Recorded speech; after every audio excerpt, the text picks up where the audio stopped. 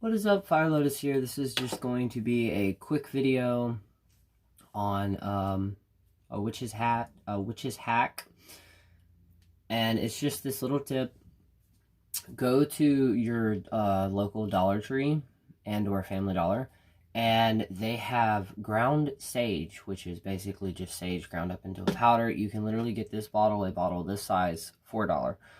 Once you get that, come back, and whatever you burn, you primarily burn your sages and stuff in. I've learned this is a trick if you don't like using charcoal pads. And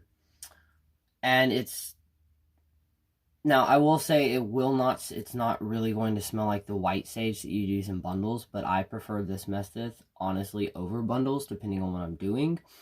But basically you light it, and it lights very easily because it's ground. Of course, make sure you follow all fire procedures and safety procedures, but you light it, you get it burning. The cauldron that I have right here, I already have some ground sage mixed with some other herbs in it. And I tried doing this video before, so that's why you see the smoke. But you get an ember going, and be careful if you do use ground sage when you're blowing on it, because it will, you can see little pieces fly off that could possibly set fires. But once you have a good piece of it going, you literally just plop it in there, and then I blow on it a little bit to make sure it keeps going and get oxygen to it.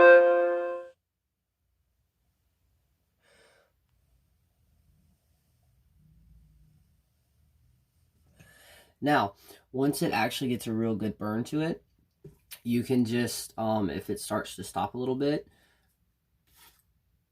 grab something. I literally just have this piece of wood, but I would grab something that can be burned and it's not going to harm you in any way or mess anything up or catch fire, but you kind of stroke it a little bit just to kind of mix it around, and then you blow on it some more.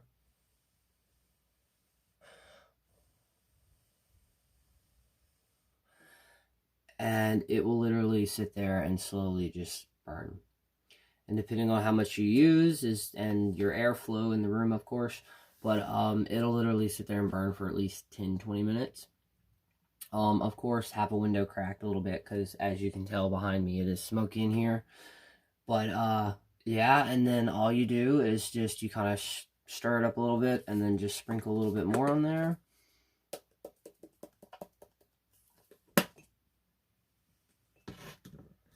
Now, when you do that, you're going to have to, move it around a little bit to make sure it gets air.